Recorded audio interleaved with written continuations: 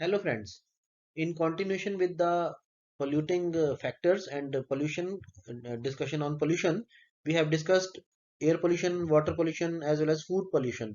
Now in this lecture we will be discussing land pollution and soil pollution as a part of the polluting factors that would affect our health adversely.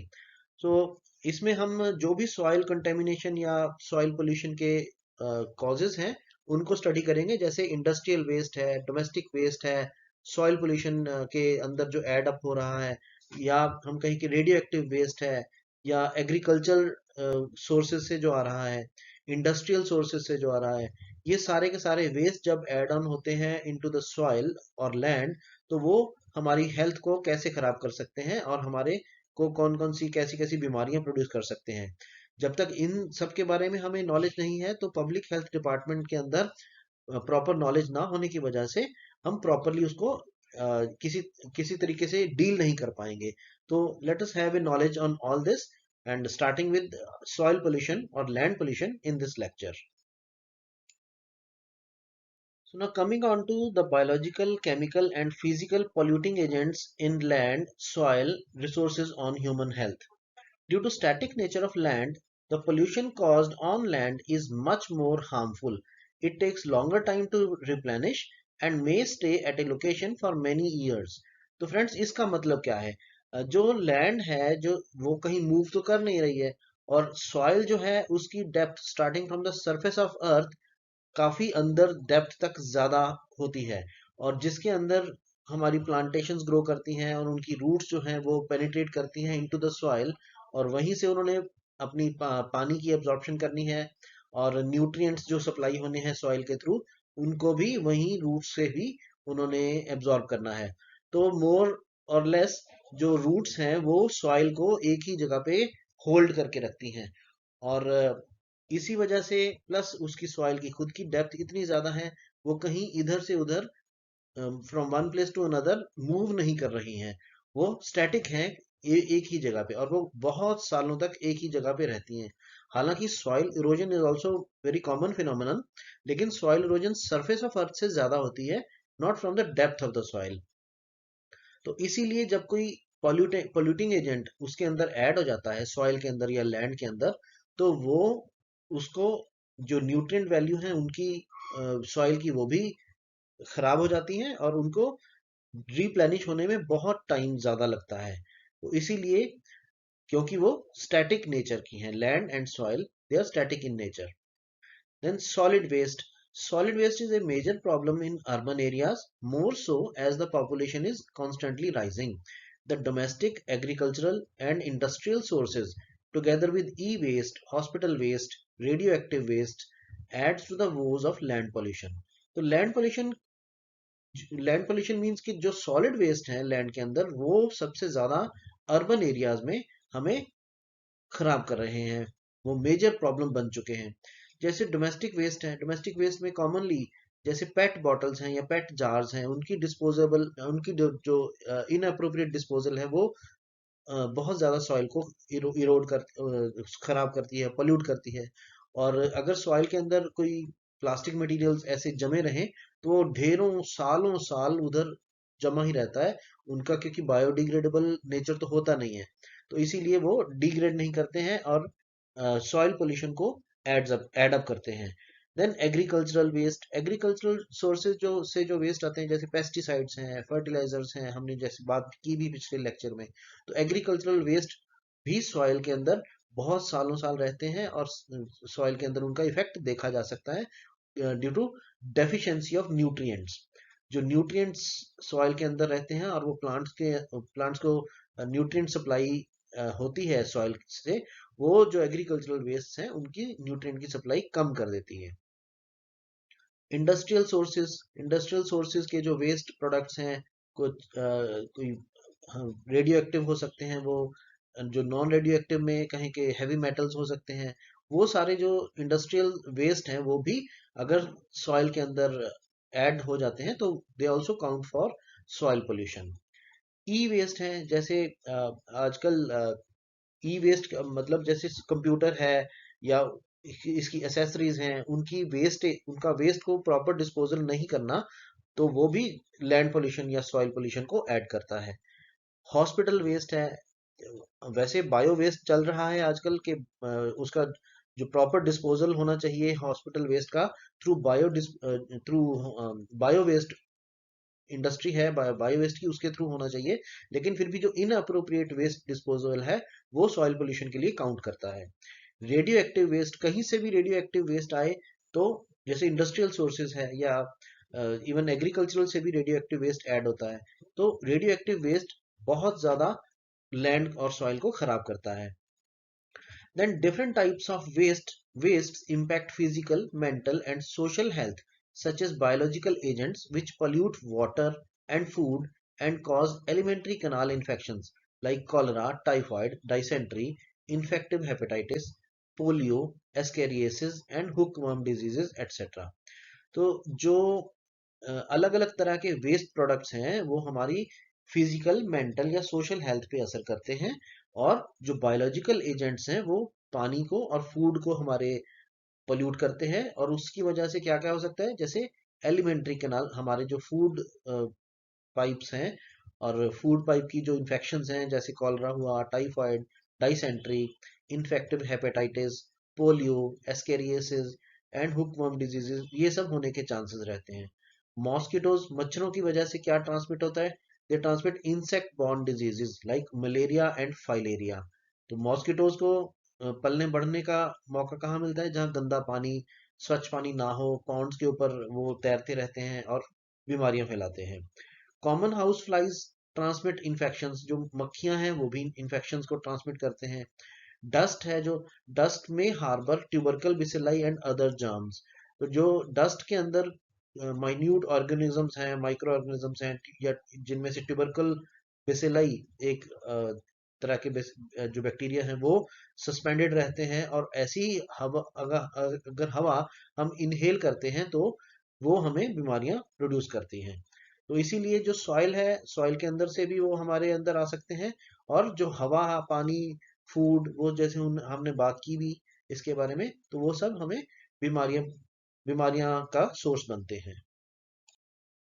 Friends, what are the major types of land pollution? Land pollution can be classified into different types based on the source of pollutants. It can be industrial and urban waste, agricultural waste, radioactive waste, and biological waste. Now we'll be talking about all these factors one by one. The first type of land pollution is industrial and urban waste. तो जो industry और urban waste के कारण soil pollution या land pollution हो रहा है, उन वो कैसे सिग्निफिकेंट है हमारे लिए, ऐसा जानते हैं। All kind of industries, be it small scale or large scale, are responsible for industrial waste. Though most polluting are iron and steel, coal metal mines and metal processing industries.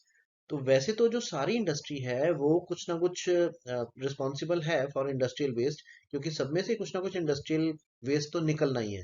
लेकिन अगर उसका proper proper disposal नहीं हो तो वो बहुत ज्यादा खतरनाक लेवल तक हमारे लैंड और सॉइल को पोल्यूट कर देती हैं। हालांकि इनमें से जो सबसे ज्यादा पोल्यूटिंग यूनिट्स होते हैं वो आयरन और स्टील इंडस्ट्री है, कोल मेटल माइंस हैं या मेटल प्रोसेसिंग इंडस्ट्रीज हैं, ये रहती हैं। क्योंकि इनके जो सबसे ज्यादा छोटे छोटे पीसीज, फाइलिंग्स जिनको बोलते हैं, आयरन फाइलिंग्स या स्टील फाइलिंग्स, वो इतने छोटे रहते हैं, और जो मैग्नेटिक हैं उनको तो वो सेपरेट आउट करके प्रॉपर डिस्पोजल में भी लगा सकते हैं, लेकिन जो नॉन मैग्नेटिक चीजें हैं, दो they get deeply buried into the soil, और वो सॉइल पोल्यूशन को काफी ज्यादा काउंट करते हैं।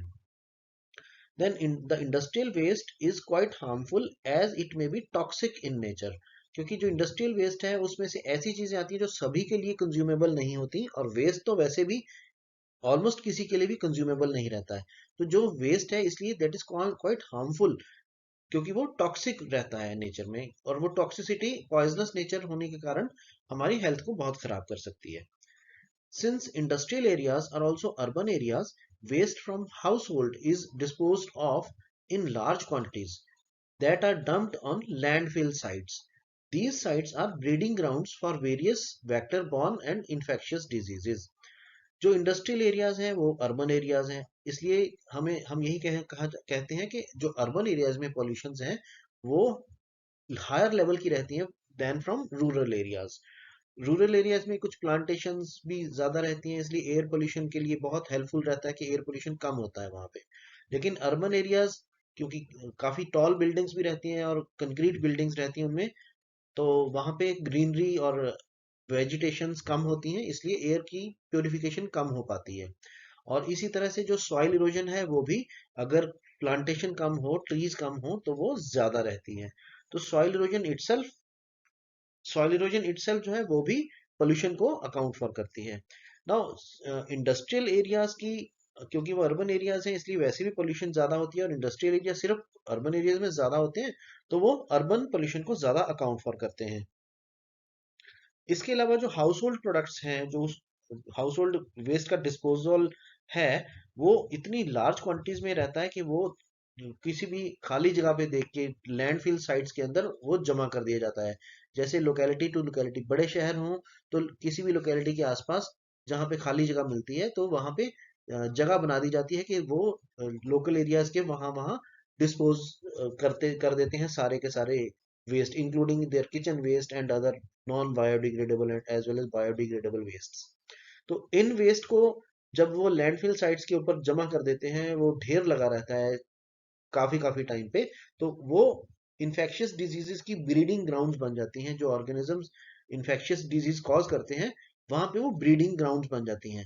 तो इतने ज्यादा जो माइक्रो ऑर्गेनिजम्स हैं वहां, वो ग्रो अप कर जाते हैं कि वो फाउल स्मेलिंग भी एक कॉज बन जाता है, प्लस एक बीमारियां जो है फैलाना, वो एक कॉमन साइट बन जाती है जहां से बीमारियां काफी ज्यादा हद तक फैल सकती हैं।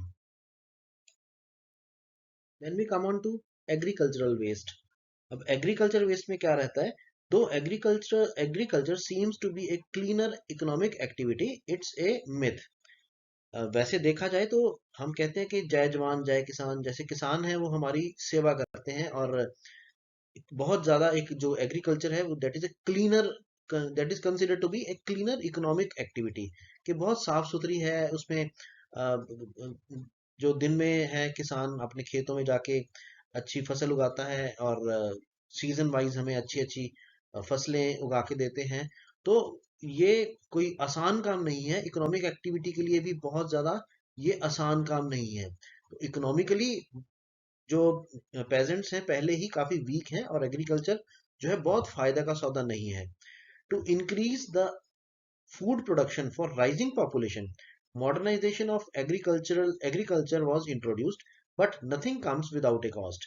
इसका कहने का मतलब ये है कि जब फूड प्रोडक्शन को फूड की डिमांड बढ़ी, जब राइजिंग पॉपुलेशन के साथ साथ फूड की डिमांड बढ़ती है, तो उनकी प्रोडक्शन इंक्रीज करने के लिए एग्रीकल्चरल मॉडर्नाइजेशन भी साथ साथ टाइम के साथ इंट्रोड्यूस करते करते की जाती है। लेकिन उसकी भी हमें महंगा प्राइस देना पड़ा। वो कैसे? वो इस तरह से कि जैसे पुराने जमाने में तो हम फर्टिलाइजर्स, पेस्टिसाइड्स वगैरह नहीं ज्यादा डालते थे, और ज्यादा ऑर्गेनिक फार्मिंग ही होती थी।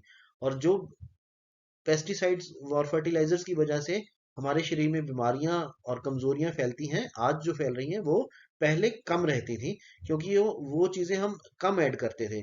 और इन साफ सुथरी सब्जी, क्लीनर्स क्रॉप्स जो होती थी, वो इस वजह से बीमारियों के कारण नहीं बनती थी।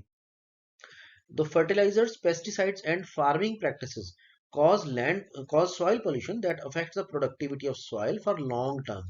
तो जो ये फर्टिलाइजर्स हैं, पेस्टिसाइड्स हैं, या फार्मिंग प्रैक्टिसेस जो आजकल चल पड़ी हैं, इनके कारण सॉइल पोल्यूशन तो होता ही है, और सॉइल की जो प्रोडक्टिविटी है वो भी लॉन्ग टर्म के लिए अफेक्ट होती है।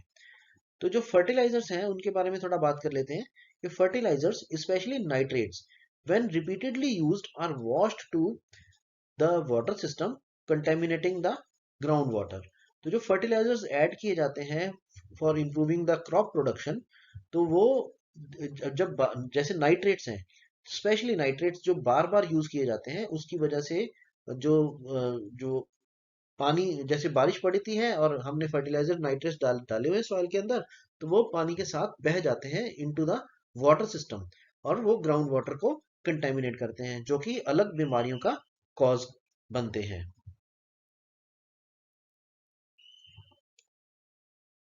देन एग्रीकल्चरल वेस्ट में ही नेक्स्ट आता है pesticides.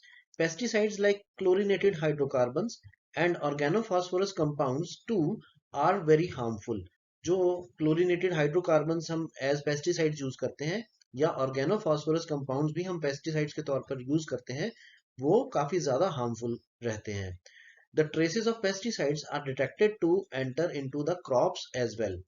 For example lindane has been detected in carrots.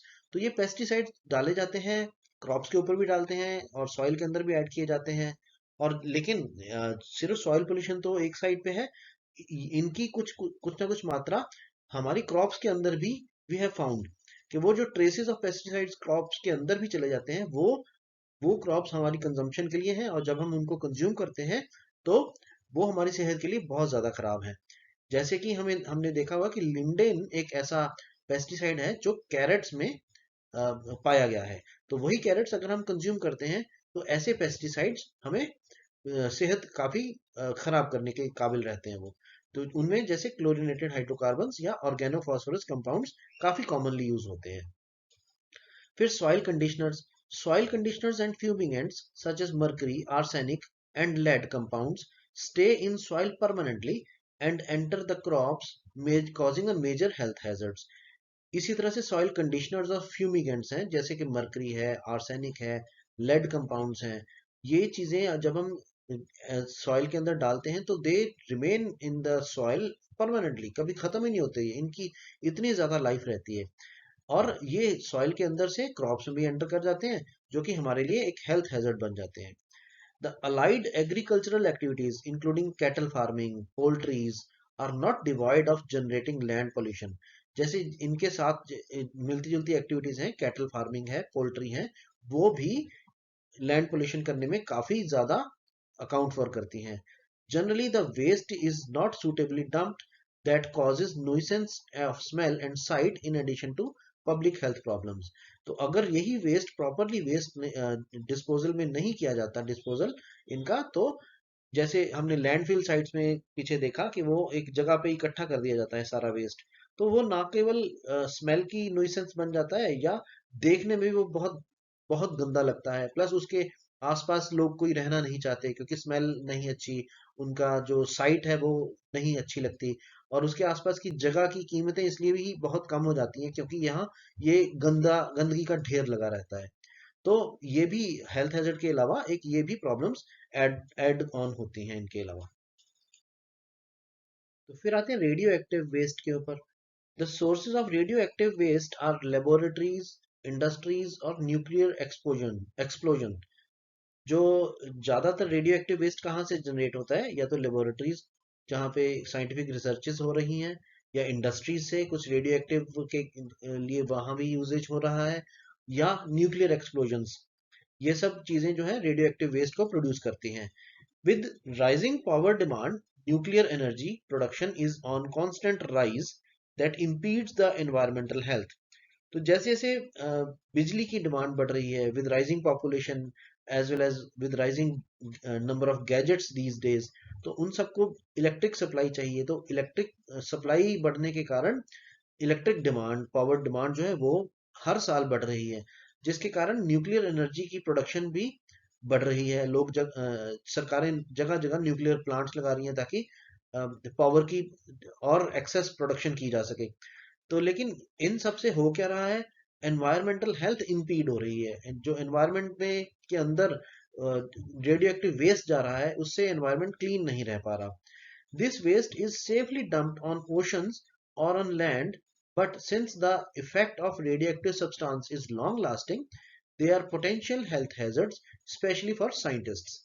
तो जो साइंटिस्ट्स हैं इनके ऊपर काम कर रहे हैं, उनके लिए तो ये एक हेल्थ हैजर्ड बन ही जाता है, लेकिन इसका जब डिस्पोजेबल इनटू द ओशन होता है या लैंड के ऊपर होता है, वो ठीक से भी डिस्पोज ऑफ कर दें तब भी वो ओशन के अंदर या लैंड के अंदर इस रेडियो एक्टिव चीजों की इतनी ज्यादा लाइफ, लंबी लाइफ होती है कि ये सालों साल लगातार उसके अंदर रहते हैं। तो उसके अंदर जो ओशन के अंदर जैसे रहे, तो जो जो एक्वेटिक लाइफ है वो अफेक्ट हुई। तो सॉरी, एक्वेटिक लाइफ के अंदर जैसे फिश है, वो अगर इफेक्ट होती हैं, अगर हम उनको खा लेते हैं, क्योंकि फिश एडिबल है, तो जो जो ऐसी रेडियो एक्टिव वेस्ट कंटेन करने वाली फिश को भी खाते हैं हम, तो हमारी हेल्थ उनसे भी इनडायरेक्टली इफेक्ट होती है। तो ये रेडियो एक्टिव वेस्ट भी एक न्यूइसेंस है, और इसके कारण काफी ज्यादा हेल्थ हैजर्ड रिपोर्ट किए जाते हैं।